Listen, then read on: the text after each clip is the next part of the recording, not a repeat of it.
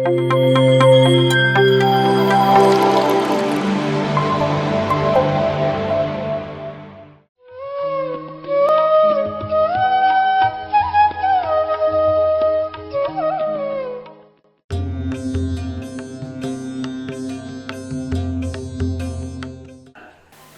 ಪ್ರತಿ ದಿವಸ ಹೋಗಿ ಮಾಡ್ತಿದ್ದೆ. ಒಂದು ದಿವಸ ಹಂಗೆ ಹೋಗಿ ಕುಂತಿದ್ದೆ ಪಿರಮಿಡ್ನಲ್ಲಿ.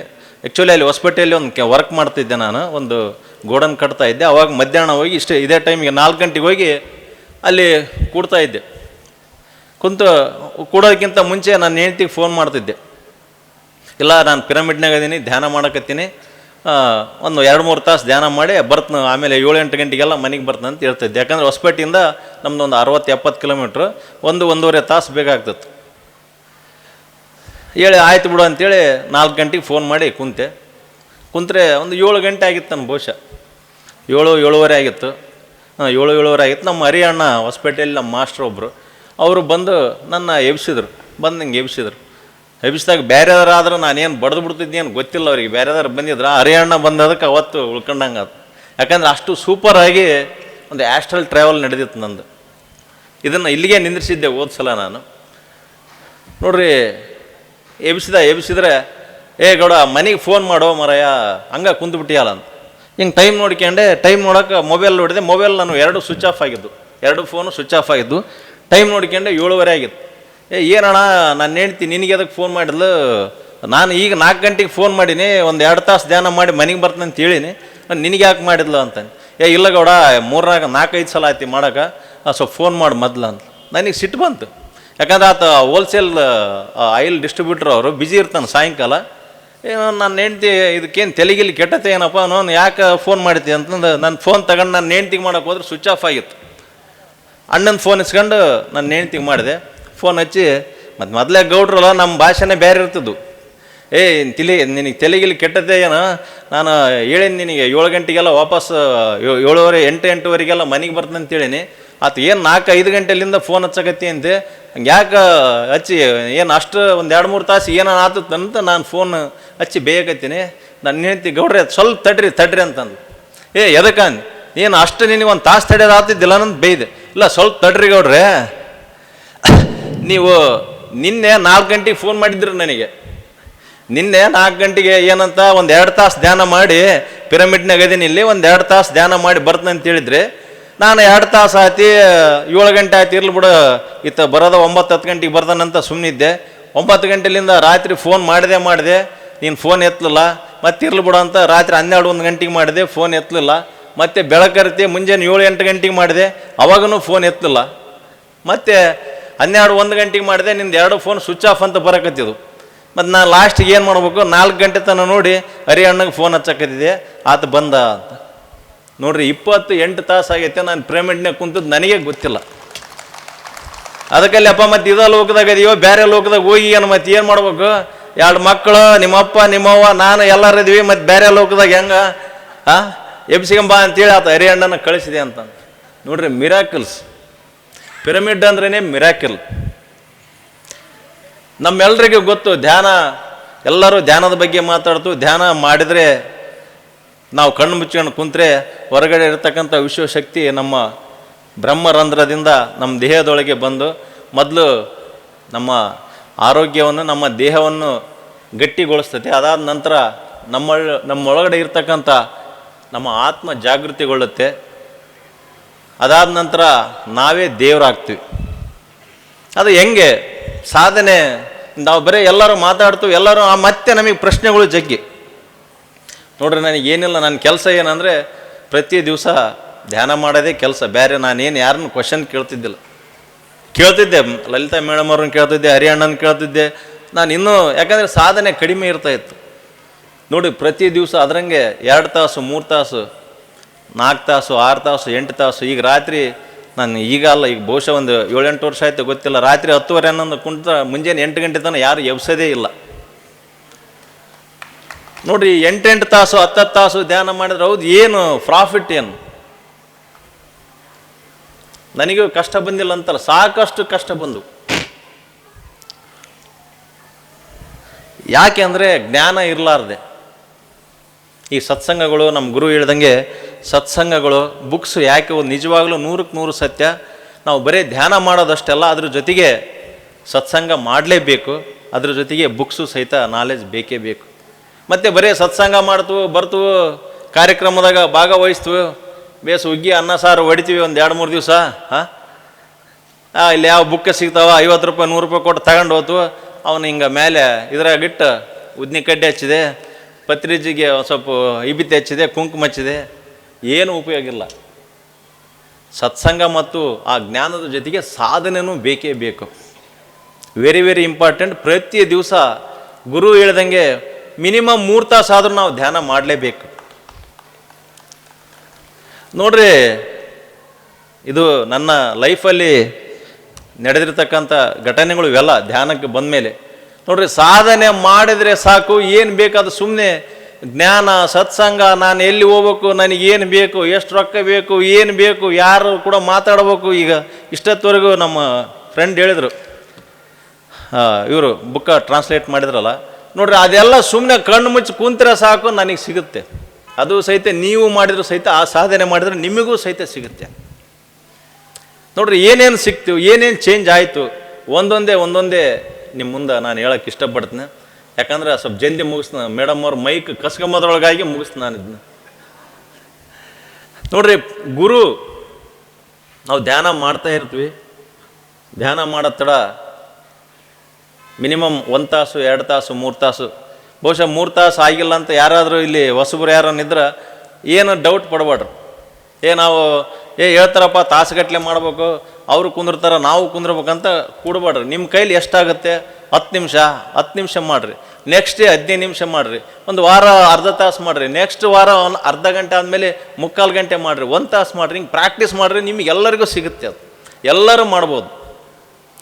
ಕುಂದ್ರಬೇಕಂತೇಳಿ ಮೈಕೈ ಬ್ಯಾನೆ ಬಂದರೂ ಸಹಿತ ಹಂಗೆ ಕುಂದ್ರಬೇಡ್ರಿ ದಯವಿಟ್ಟು. ಮತ್ತೆ ಸರಿಯಾಗಿ ಉಸಿರಾಟದ ಮೇಲೆ ಗಮನ ಕೊಟ್ಟರೆ 10 ವರ್ಷ 20 ವರ್ಷ ಸಾಧನೆ ಮಾಡದೇ ಇರ್ಬೋದು, ಇವತ್ತು ಬಂದು ಧ್ಯಾನದ ಬಗ್ಗೆ ಗೊತ್ತಿದ್ದವ್ರು ಯಾರಾದರೂ ಇದ್ದು ಸಹಿತ ತಾಸುಗಟ್ಟಲೆ ಧ್ಯಾನ ಮಾಡ್ಬೋದು, ಏನು ದೊಡ್ಡದಲ್ಲ. ನೋಡ್ರಿ ಆತ್ಮ ಬಂಧುಗಳೇ, ಬಹುಶಃ ನಾನು ಹೇಳೋದ್ರಲ್ಲಿ ಏನಾದರೂ ತಪ್ಪಿದ್ರೆ ಕ್ಷಮಿಸ್ರಿ, ಯಾಕಂದರೆ ನನ್ನ ಸ್ವಂತ ಅನುಭವ ಬೇರೆ ಏನಿಲ್ಲ ನನ್ನ ಹತ್ರ. ನೋಡ್ರಿ, ಗುರು ಅಂತ ನಂಬಿದರೆ, ನಾನು ನಂಬಿದ್ದು ಬ್ರಹ್ಮರ್ಷಿ ಪಿತಾಮಹ ಸುಭಾಷ್ ಪತ್ರಿಜಿ. ಹೆಂಗೆ ಅವ್ರನ್ನ ನಂಬಿದೆ, ಫಸ್ಟ್ ಮೀಟ್ ವಿತ್ ಪತ್ರಿಜಿ, ಮೊಟ್ಟ ಮೊದಲನೇ ಸಲ. ಯಾಕಂದರೆ ಭಾಳ ಮಂದಿ ಸ್ವಾಮಿಯರನ್ನ ಎಲ್ಲರನ್ನ ನಾವು ನೋಡ್ತಿರ್ತೀವಿ ರೆಗ್ಯುಲರ್ ಆಗಿ, ನಾವು ಇವರು ಸಹಿತ ಅದರಂಗೆ ಅಂದ್ಕೊಂಡಿದ್ದೆ.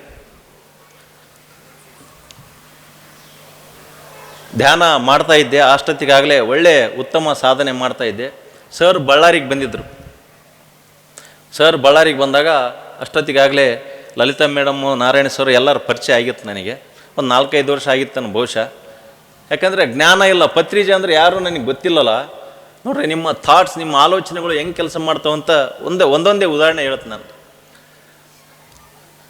ಸರ್ ಬಳ್ಳಾರಿಗೆ ಬಂದಿದ್ರು, ಮೇಡಮ್ ಅವ್ರು ಕರೆದ್ರು, ಗೌಡ್ರೆ ನೀವು ಚೆನ್ನಾಗಿ ಧ್ಯಾನ ಮಾಡ್ತೀರಿ. ಅವ್ರ ಮನೆಗೆಲ್ಲ ಡೈಲಿ ಸತ್ಸಂಗ ಮಾಡ್ತಿದ್ವಿ, ಡೈಲಿ 2-3 ತಾಸು ಅವ್ರ ಮನೆಗೆ ಧ್ಯಾನ ಮಾಡ್ತಿದ್ದೆ. ಇಲ್ಲ, ಪತ್ರಿಜಿ ಅವ್ರು ಬಳ್ಳಾರಿಗೆ ಬಂದಾರ, ಬರ್ರಿ ಬಳ್ಳಾರಿಗೆ ಹೋಗಿ ಬರಮ್ಮ, ನೀವು ಭೇಟಿ ಆಗ್ರಿ, ನೀನು ಒಳ್ಳೆ ಒಂದು ಸ್ಥಿತಿ ಆಗಿದೆಯಪ್ಪ, ಬಾ ಭೇಟಿ ಆಗು, ಒಳ್ಳೆ ಗುರು ಅವರು ನೀನು. ಯಾಕಂದರೆ ಅವ್ರ ಬಗ್ಗೆ ಅವ್ರಿಗೆ ಗೊತ್ತಿತ್ತು, ನನಗೆ ಗೊತ್ತೇ ಇದ್ದಿಲ್ಲ. ನಾನು ನನ್ನದೇ ಆದ ಲೋಕದಲ್ಲಿ ನಾನಿದ್ದೆ. ನಾನು ಕಾಂಟ್ರಾಕ್ಟ್ರು, ಫುಲ್ ಬಿಜಿ ನನ್ನ ಕೆಲಸಗಳು.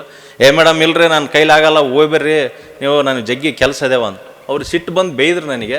ಆದರೂ ನಾನು ಮೇಡಮ್ ಏನು ಬಿಡ್ರಿ, ನನ್ನ ಮೇಲೆ ಸಾಕಷ್ಟು ಕೆಲಸ ಇದಾವ, ಗುರು ನಾನು ಅಷ್ಟು ಸರಿಗೆ ಧ್ಯಾನ ಮಾಡ್ತೀನಿ, ಹಂಗೇನಿದ್ರೆ ಆ ಗುರುಗಳು ಬರ್ತಾರೆ ಹೇಳ್ರಿ ನಮ್ಮ ಗಂಗಾವತಿಗೆ ಯಾಕೆ ಚಿಂತೆ ಮಾಡ್ತಾರೆ ಅಂತಂದೆ. ಯಾಕಂದ್ರೆ ನನ್ನ ಮೌಢ್ಯದಲ್ಲಿ ನಾನು ಅದೀನಿ ಅಷ್ಟೇ. ನೋಡ್ರಿ, ಆ ಒಂದು ಥಾಟ್ ರಿಲೀಸ್ ಮಾಡಿದ್ನಲ್ಲ, ಸಾಧನೆ ನಂದು ಅದ್ಭುತವಾಗಿತ್ತು. ನನಗೆ ಗೊತ್ತಿಲ್ಲ ನಾನು ಮಾಡ್ತಿರೋ ಸಾಧನೆ ಬಗ್ಗೆ. ಅವರು ಬಳ್ಳಾರಿಗೆ ಹೋದರು, ಸರ್ ಮೇಡಮ್ ಅವರು ಹೋದರು, ಬಂದಮೇಲೆ ದಿವಸ ರಾತ್ರಿ ಅಲ್ಲಿ ಸತ್ಸಂಗ ಮಾಡ್ತಿದ್ವಲ್ಲ, ಹೇಳಿದ್ರು, ಇಲ್ಲ ಗೌಡ ಭಾರಿ ಸೂಪರ್ ಇತ್ತಪ್ಪ, ನೀನು ಮಿಸ್ ಮಾಡ್ಕೊಂಬಿಟ್ಟು, ಅಂಥ ಅದ್ಭುತ ಒಂದು ವ್ಯಕ್ತಿ, ದೇವರು ಆತ, ನಡೆದಾಡ ದೇವರು ಆತ, ಸಿಗಲ್ಲ ಮತ್ತೆ ಅಂತಂದರು. ನನಗೆ ಅವಾಗೇನೋ ಸ್ವಲ್ಪ ಇದನ್ನಿಸ್ತು. ಅವಾಗೂ ಮತ್ತೆ ಅಂದೆ, ಮೇಡಮ್ ಅವರು ನಾನು ನೋಡೋದು, ನಾನು ಅಷ್ಟು ಚೆನ್ನಾಗಿ ಧ್ಯಾನ ಮಾಡ್ತೀನಿ ಅವ್ರು ಹೇಳ್ಕೊಟ್ಟದ್ದು ಅಂತ ಇದ್ದರೆ, ಬರೀ ಗುರುಗಳು ನೋಡೋಕೆ ಅಷ್ಟೇ ನಾವು ಹೋಗ್ಬೇಕನ್ರಿ ಮೇಡಮ್, ನಮ್ಮನ್ನು ನೋಡೋಕೆ ಬರೋಂಗಿಲ್ಲ, ನಾನು ಬರ್ತಾರೆ ಹೇಳ್ರಿ ಮೇಡಮ್, ಹಂಗಿದ್ರೆ ಅವರ ಗಂಗಾವತಿಗೆ ಬರ್ತಾರೆ ಹೇಳ್ರಿ ಅಂತ ಮತ್ತೆ ಅವತ್ತು ರಾತ್ರಿ ಮತ್ತೆ ಹೇಳಿದೆ. ನೋಡ್ರಿ, ಅವತ್ತು ರಾತ್ರಿ ಕುಂತಾಗ ಇನ್ನೂ ನನಗೆ ಆ ದಿವಸ ನೆನಪೈತೆ. ಬಹುಶಃ ಒಂದು 11 ವರ್ಷ ಆಗಿರ್ಬೋದು ಮೇಡಮ್, 10-11 ವರ್ಷ ಆಗಿರ್ಬೋದಾ ಸರ್? ನೋಡ್ರಿ,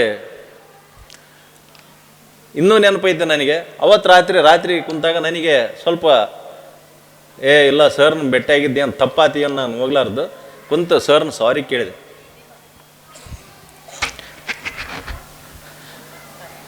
ಸರ್ ಇಲ್ರಿ, ಏನೋ ಬಹುಶಃ ನನ್ನ ಇದರಿಂದ ಬರಬಾರ್ದಂತ ಬಂದಿಲ್ಲ, ನನ್ನ ಒತ್ತಡದಿಂದ ಬಂದಿಲ್ಲ, ಇರಲಿ ಕ್ಷಮೆ ಇರಲಿ ಗುರುಗಳೇ ಅಂತಂದು.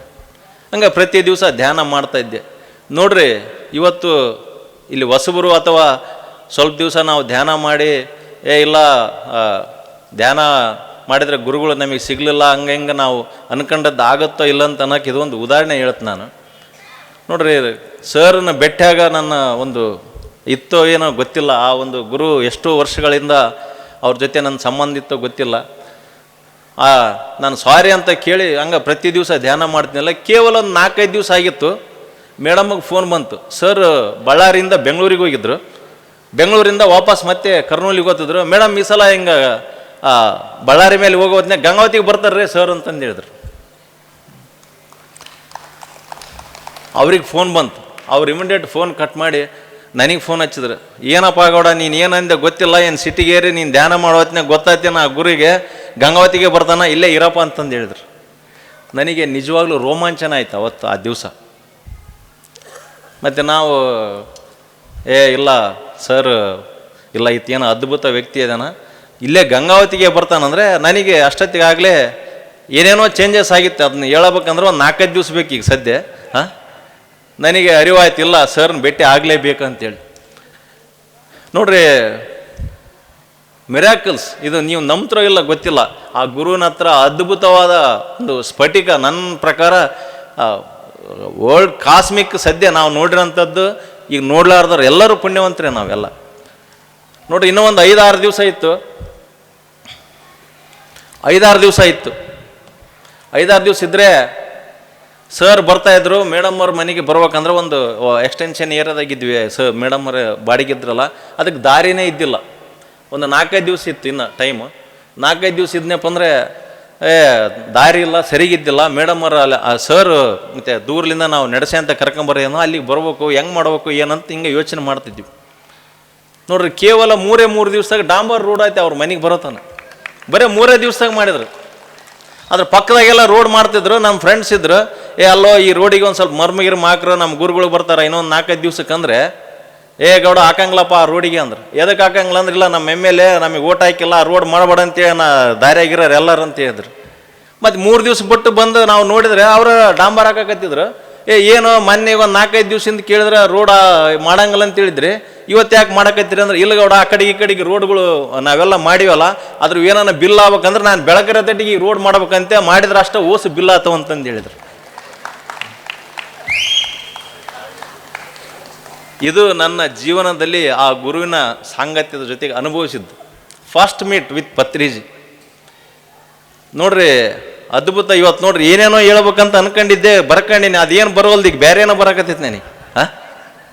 3 ದಿವಸದಿಂದ ನಮ್ಮ ಮೇಡಮ್ ಬೇಯ್ದು ಏನು ಗೌಡ ಏನು ಬೇಕಾದ್ರೆ ಮಾತಾಡ್ಬಿಡ್ತೀಯಪ್ಪ, ಮೈ ಕಸ್ಕೋಬೇಕಂತ ನಾನು ಅಂದಿದ್ರು. ಏನೋ ಬರೆದಿಟ್ಕೊಂಡಿನಿ ನಾನು 2 ದಿವಸದಿಂದ ನಿದ್ದೆ ಮಾಡಿಲ್ಲ, ಈಗ ಏನೋ ಬರಕತ್ತಿ ಬಿಡತ್ತೆ.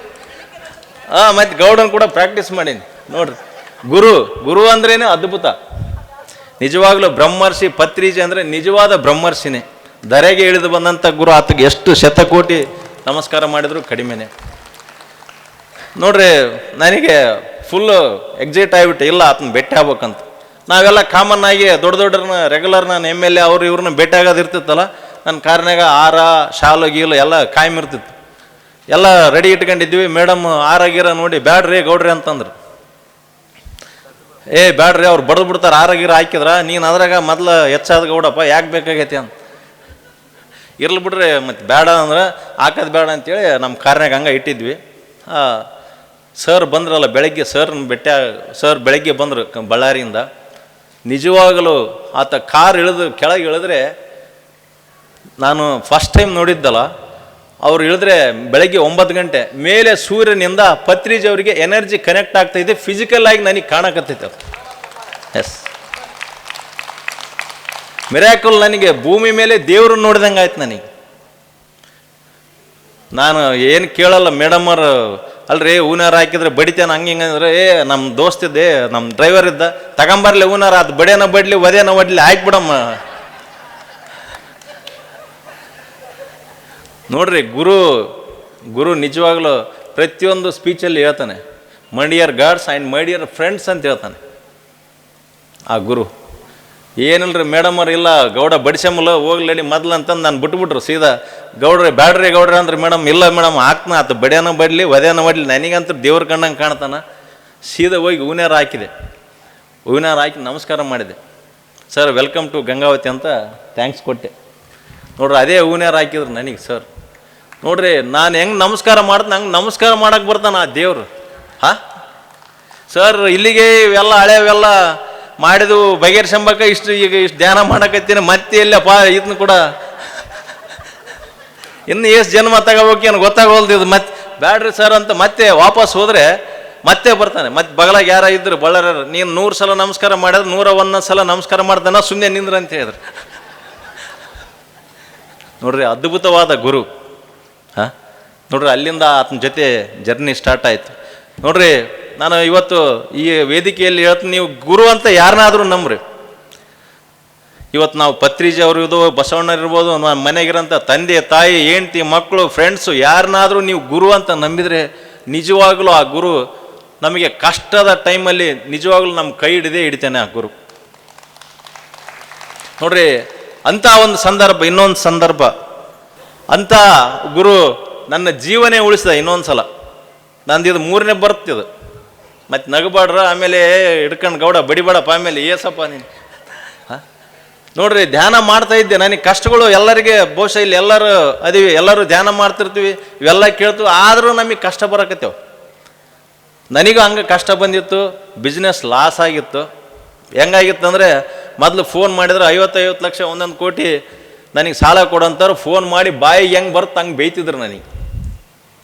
ಅಂಥ ಸ್ಥಿತಿಗೆ ಬಂದಿದ್ದೆ. ಅವಾಗ ಏನು ಮಾಡಿದ್ನಿ ಅಂದರೆ ನಾನು ಸತಿಗೆ ಮತ್ತೆ ಲಾಸ್ಟಿಗೆ ಏನು ಮಾಡ್ತು ಎಲ್ಲ ಬರೆದಿಟ್ಟಿದ್ದೆ. ಬರೆದಿಟ್ಟು ಸಾಕಪ್ಪು ಈ ಜನ್ಮ ಹಿಂಗೆ ಮಂದಿ ಕೂಡ ಬೇಯಿಸೋಣದಾಗವಲ್ದು ಏನಿಲ್ಲ. ಮುಂಚೆ ಧ್ಯಾನ ಮಾಡಲೇ ಇದ್ರೆ ಏನೋ ಅವರಿಗೆ ಗುದ್ದಾಡಿ ಅವ್ರ ಮೇಲೆ ಕೇಸ್ ಮಾಡಿ ಏನೇನೋ ಮಾಡ್ತಿದ್ವನೋ. ಬಟ್ ಧ್ಯಾನ ಮಾಡ್ತಾ ಏನಾಗಿದ್ದೆ ಅಂದರೆ ನನ್ನ ಒಳಗಡೆ ಬದಲಾವಣೆ ಆಗಿತ್ತು. ನಾನು ಸತ್ಯದ ಲೋಕದ ಜೊತೆ ಇದ್ದೆ. ನಾನು ಮೋಸ ಮಾಡ್ಬೇಕಂತ ಮನಸ್ಸೇ ಬರೋಲ್ಲ ನನಗೆ. ಮತ್ತು ಮೋಸ ಮಾಡ್ಬೇಕಂದ್ರೆ ಅವ್ರಿಗೆ ರೊಕ್ಕ ಕೊಡ್ಬೇಕಲ್ಲ, ರೊಕ್ಕ ಇಲ್ಲ ಏನು ಮಾಡ್ಬೇಕು, ಎಲ್ಲ ಬಿಲ್ ಬರೋ ನಿಂತವ, ಎಲ್ಲ ಬಗೆಹರಿದೋಗ್ಯದ ಕತೆ. ಇದು ಆಗ್ಲಾರ್ದು ಮಾತಪ್ಪ ಅಂತೇಳಿ ಎಲ್ಲ ಲೆಟ್ರ್ ಬರೆದಿದ್ದೆ. ಒಂದು ಲೆಟ್ರ್ ಬರೆದು ಸಾಕು ನನ್ನ ಹೆಸರಲ್ಲಿ 1.5 ಕೋಟಿ ರೂಪಾಯಿ ಇನ್ಶೂರೆನ್ಸ್ ಇತ್ತು. ನಾನು ಆಸ್ತಿ ಗೀಸ್ತಿ ನಾನು ಮಾಡಿದ್ವು ಒಂದು ಸ್ವಲ್ಪ ಇದ್ದು, ಅದನ್ನೆಲ್ಲ ಮಾರಿಬಿಟ್ರು. ಮಾರಿ ಸಾಲ ಇದನ್ನ ಕಟ್ರು, ಮೊದಲು ಇಂತಿನ ತಾರೀಕು ಕೊಡ್ಬೇಕಂತ ಬರೆದಿದ್ದೆ. ಬರೆದು ಎಣ್ಣೆ ಕುಡಿಬೇಕೆಲ್ಲ ಉರ್ಲಾಕ್ಯಬೇಕಂತ ಗೌಡ್ರಲ್ಲ ಧೈರ್ಯ ಬರೋವಲ್ದು. ಇನ್ನೊಂದು ಎಂತಾರನ್ನ ಎಣ್ಣೆ ಕುಡ್ದಾರನ್ನ ಆಕ್ಸಿಡೆಂಟ್ ಆದಾರನ್ನ ಕರ್ಕೊಂಬಂದು ಬದುಕಿಸಿ ಬಂದೀನಿ. ನಾನು ಹೆಂಗೆ ಮಾಡ್ಬೇಕಪ್ಪ ಇದಂತ ಎಷ್ಟೋ ದಿವಸ ಒಂದು 2-3 ತಿಂಗಳು ಹಿಂಗೆ ಮುಂದಕ್ಕೆ ದಬ್ಬಿದೆ.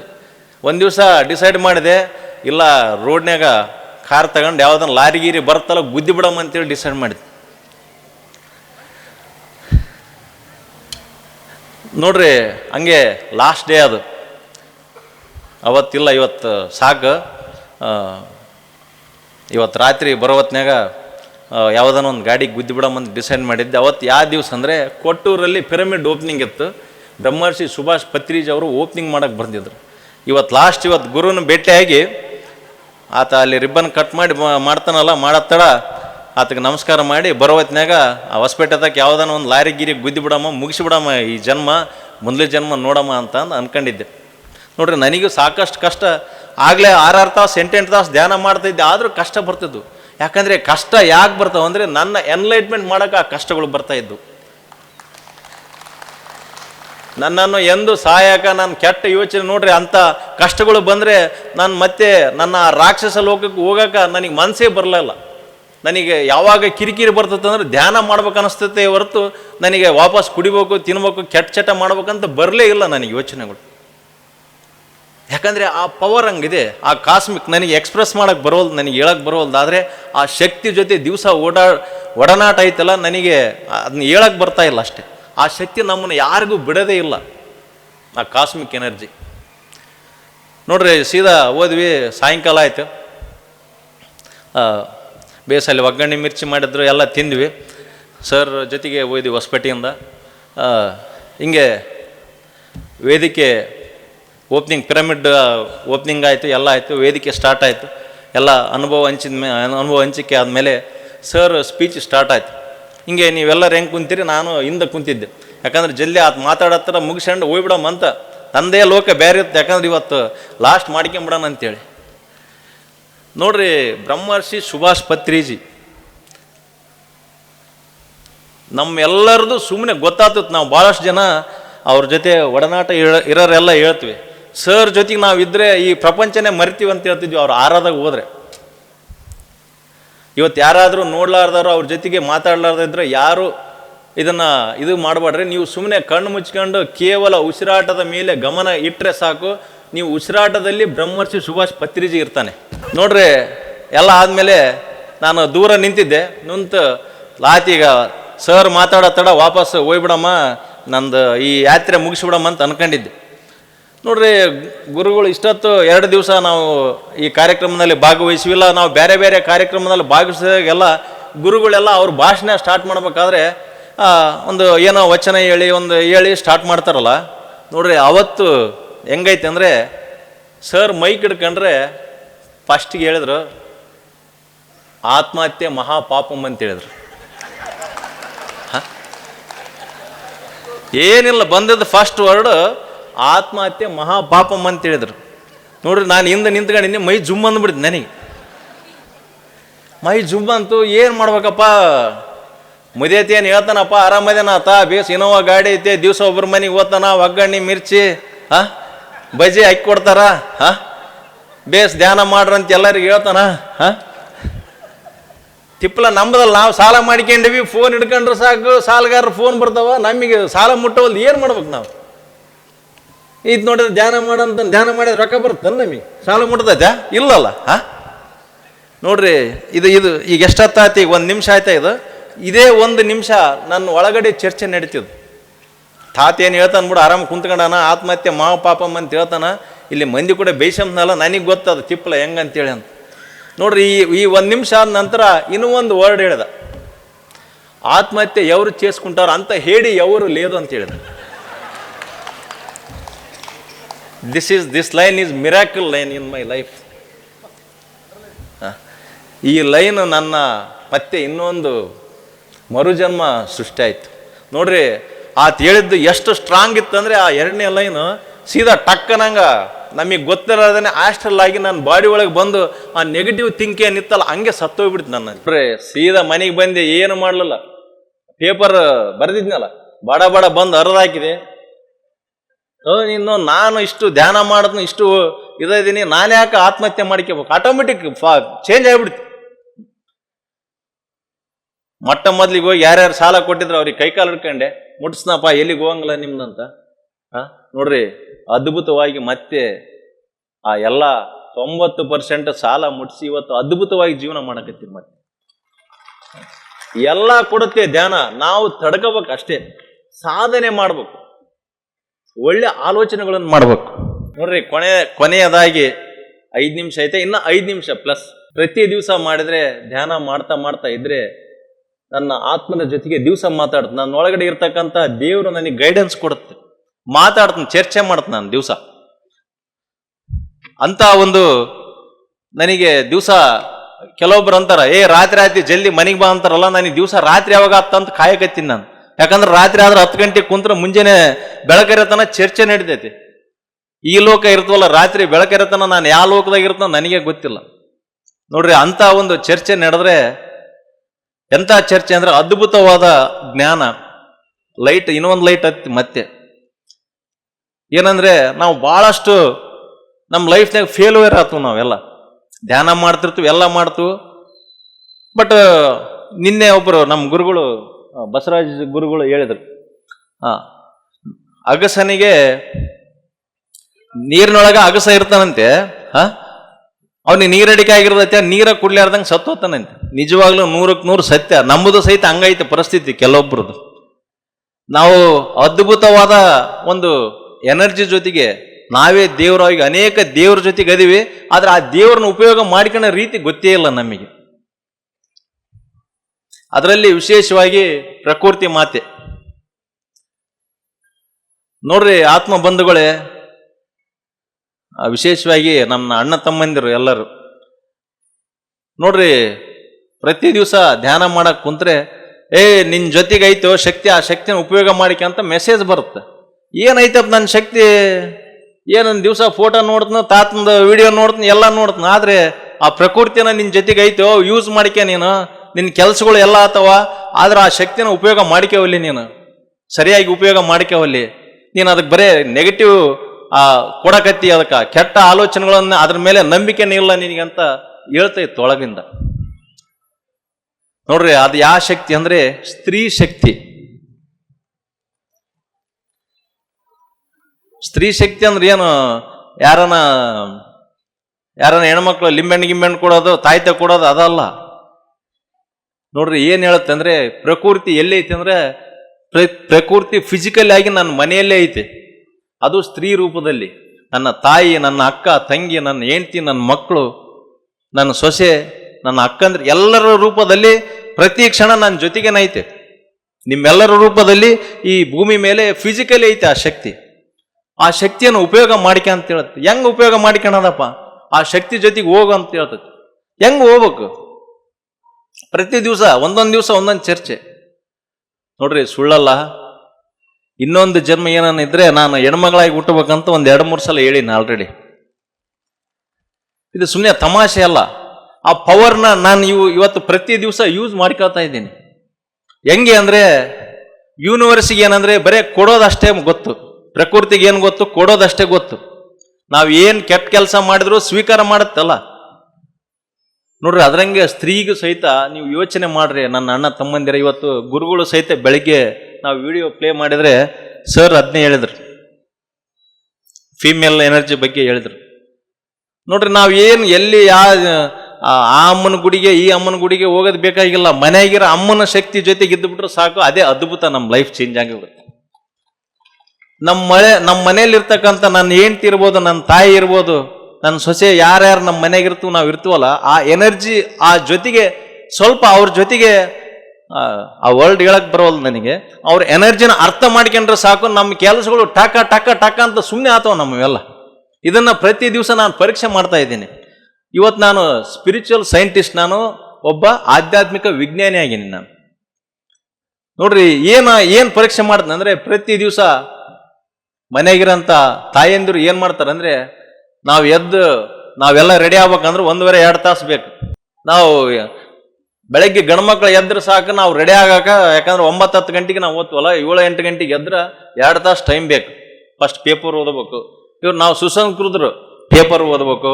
ಪೇಪರ್ ಹೋದ್ಮೇಲೆ ಸ್ವಲ್ಪ ನ್ಯೂಸ್ ನೋಡಿ, ಚಹಾ ಕುಡಿದು, ವಾಶ್ರೂಮಿಗೆ ಹೋಗಿ ಬಂದು ಸ್ನಾನ ಮಾಡಿ, ಮನೆಗಿರೋದು ಊಟ ಮಾಡಿ ಹೊರಗೆ ಹೋಗೋರು. ಇನ್ನು ಸ್ವಲ್ಪ ನಮ್ಗಿಂತ ಅಪ್ಗ್ರೇಡ್ ಆದಾರ ಅದಾರ ಒಬ್ಬೊಬ್ರು, ಅವರು ಒಂದು ಮಾಡಿಕ್ ಚಂದ ಹಾಕ್ಯಬೇಕು, ಇಲ್ಲ ಒಂದು ಸಿಗರೇಟ್ ಸೇರ್ಬೇಕು ಮುಂಜಾನೆ, ಅವಾಗ ಅವ್ರು ವಾಶ್ರೂಮಿಗೆ ಹೋಗ್ತಾರ. ಇನ್ನು ಕೆಲವೊಬ್ರು ಇದಾರೆ, ಒಂದು ಕ್ವಾರ್ಟರ್ ಹಾಕ್ಯಂಡ್ರೆ ಅವಾಗ ಅವ್ರಿಗೆ ವಾಶ್ರೂಮಿಗೆ ಹೋಗ್ತಾರೆ, ಅಲ್ಲಿ ತನಕ ಹೋಗಂಗಿಲ್ಲ ಅವ್ರಿಗೆ. 3 ದಿವಸ ಆದ್ರೂ ಬರಂಗಿಲ್ಲಂತೆ ಅವ್ರಿಗೆ ಅದು. ಅಂತ ಗಣಮಕ್ಕಳು ನಾವು ಅದೀವಿ. ಆದ್ರೆ ಆ ಶಕ್ತಿ ನೋಡ್ರಿ, ಅಮ್ಮ ಬಂದು ಬಗಲಾಗ ನಿಂತ್ರು ಸಾಕು, ಇನ್ನೊಂದು 2 ನಿಮಿಷ. ಆ ಶಕ್ತಿ ಬಗ್ಗೆ ನನಗೆ ಅನಾವರಣ ಮಾಡಕ್ ಬರೋವಲ್ದು. ಬಟ್ ಇವತ್ತು ನನ್ನ ಹೆಂಡತಿ ಜೊತೆಗೆ, ನನ್ನ ಮಕ್ಕಳ ಜೊತೆಗೆ, ನನ್ನ ತಾಯಿ ಜೊತೆಗೆ ಎಷ್ಟು ಪ್ರೀತಿಯಿಂದ ಇದ್ದೀನಿ ಅಂದ್ರೆ, ಅವ್ರು ಕೊಡೋ ಶಕ್ತಿನ ಯೂಸ್ ಮಾಡಿಕೆ ಅಂತ ನನ್ನ ಕೆಲಸಗಳು ಸುಮ್ಮನೆ ಅವ್ರಿಗೆ ಏನು ಸರೆಂಡರ್ ಆಗಿನ, ನಾನು ಅವರಿಗೆ 100% ಸರೆಂಡರ್ ಆಗಿನಿ. ಮತ್ತೆ ಸರೆಂಡರ್ ಆಗಿನ ಅಂದ್ರೆ ನಾನೇನು ಮನೆ ಉಳ್ಳಾಗಡ್ಡೆ ಮೆಣಸಿನಕಾಯಿ ಹಚ್ಕೊಂತ ಕುಂತಿಲ್ಲ ನಾನು. ಆದ್ರೆ ಅವರು ನೋಡ್ರಿ, ನೀವು ಅಬ್ಸರ್ವ್ ಮಾಡ್ರಿ, ಬೇಕಾದ್ರೆ ನಮಗೆ ಏನಾದ್ರೂ ತಪ್ಪು ನಾವು ಮಾಡ್ತಿದ್ರೆ ಅವ್ರು ಆಟೋಮೆಟಿಕ್ ಹೇಳ್ತಾರೆ ನಮಗೆ. ಅದನ್ನ ಗ್ರಹಿಸಕತ್ತೀನಿ ನಾನು ಇವತ್ತು. ಅವ್ರು ಹೇಳಿದ್ದನ್ನ ಕೇಳಕತ್ತೀನಿ ನಾನು, ಅಷ್ಟೇ ಸ್ವೀಕಾರ ಮಾಡಕತ್ತೀನಿ. ಅವ್ರು ಹೇಳಿದ್ ಏನು ಸ್ವೀಕಾರ ಮಾಡಕತ್ತೀನಿ ಅಂದ್ರೆ ಏನಿಲ್ಲ, ಇವತ್ತು ಕಿರಾಣಿ ಆಗೈತಪ್ಪ, ಕಿರಾಣಿ ತಗೊಂಬ ಅಂತ ಹೇಳ್ತಾರೆ, ಅದನ್ನ ತಂದು ಕೊಡ್ತೀನಿ ಅಷ್ಟೇ. ಅವ್ರು ಹೇಳಿದ ಟೈಮಿಗೆ. ಮೊದ್ಲು ಹೆಂಗ್ ಮಾಡ್ತಿದ್ದೆ ಅಂದ್ರೆ, ಅವ್ನು ಮಣ್ಣಿನ 10,000 ರೂಪಾಯಿ ತಂದು ಕೊಟ್ಟಿನಿ, ಖಾಲಿ ಮಾಡಿಬಿಟ್ಟು ಏನಾಗಲಿ, ಈಗ ಬೈದು ತಂದು ಕೊಡ್ತಿದ್ದೆ. ನೋಡ್ರಿ, ಆ ಬೈದು ತಂದು ಕೊಟ್ಟಾಗ ಆ ತಾಯಿ ನೊಂದ್ಕಂತಾಳಲ್ಲ, ಅಲ್ಲಿ ನನ್ನ ಎನರ್ಜಿ ಆಟೋಮೆಟಿಕ್ ಕಟ್ಟಾಗಿ ಹೋಗ್ತದೆ, ನನ್ನ ಕೆಲಸಗಳೇ ಆಗ್ತಿದ್ದಿಲ್ಲ ಅಂತ ಹೇಳುತ್ತಾ. ಇನ್ನೂ ಬಹಳಷ್ಟು ಐತೆ ಹೇಳ್ಬೇಕಂದ್ರೆ, ಯಾಕಂದ್ರೆ ನನಗೆ ಇನ್ನೂ ಸರಿಯಾಗಿ ಹೇಳಕ್ ಬರೋವಲ್ದದು. ಇದರಲ್ಲಿ ಏನಾದರೂ ತಪ್ಪಿದ್ರೆ ದಯವಿಟ್ಟು ಕ್ಷಮಿಸ್ರಿ. ನನ್ನ ಅಣ್ಣ ತಮ್ಮಂದರು ಮತ್ತೆ ಗಂಡ್ಮಕ್ಳು ಕಡಿಮೆ ಅಂತ ಅನ್ಕೋಬೇಡ್ರಿ ಮತ್ತೆ. ಯಾಕಂದ್ರೆ ಆ ಶಕ್ತಿಯ ರಿಮೋಟ್ ಕಂಟ್ರೋಲ್ ನಮ್ಮ ಕೈ ಕೊಟ್ಟಾರ ಅವ್ರು. ಮತ್ತೆ ಪ್ರತಿ ದಿವಸ ಧ್ಯಾನ ಮಾಡಿ ಅಂತ ಹೇಳ್ತಾ ನಮ್ಮನ್ನು ನಾವು ಉದ್ಧರಿಸಿಕೊಳ್ಳೋಣ. ಧ್ಯಾನ ಮಾಡ್ತಾ ಮಾಡ್ತಾ ಧ್ಯಾನ ಮಾಡಿದ್ರೆ ಸಾಕು ಅದ್ಭುತಗಳನ್ನೇ ನೋಡುತ್ತಾ ಅಂತ ಹೇಳ್ತಾ, ಇದರಲ್ಲಿ ಏನಾದರೂ ತಪ್ಪಿದ್ರೆ ದಯವಿಟ್ಟು ಕ್ಷಮಿಸ್ರಿ. ಏನಾದರೂ ನಾನು ತಪ್ಪು ಮಾಡಿದ್ರೆ ಆಮೇಲೆ ನನಗೆ ಹೇಳಿ ಅದನ್ನೇ ನನಗೆ ತಿಳುವಳಿಕೆ ಹೇಳ್ರಿ, ನಾನು ಅದನ್ನು ತಿಳ್ಕೊಂತೀನಿ ಸರ್. ಓಕೆ ಅಂತ ಹೇಳ್ತಾ ಇಷ್ಟೊತ್ತು ನನಗೆ ಅವಕಾಶ ಮಾಡಿಕೊಟ್ಟಂಥ ಎಲ್ಲ ಆಯೋಜಕರಿಗೂ ಧನ್ಯವಾದಗಳು ಹೇಳುತ್ತಾ ಎಲ್ರಿಗೂ ಶರಣಾರ್ಥಿಗಳು. PMC ಕನ್ನಡ ಚಾನೆಲ್ ಅನ್ನು ಲೈಕ್ ಮಾಡಿ, ಶೇರ್ ಮಾಡಿ, ಸಬ್ಸ್ಕ್ರೈಬ್ ಮಾಡಿ ಮತ್ತು ಮಾಡಿಸಿ. ಎಲ್ಲರಿಗೂ ಧನ್ಯವಾದಗಳು.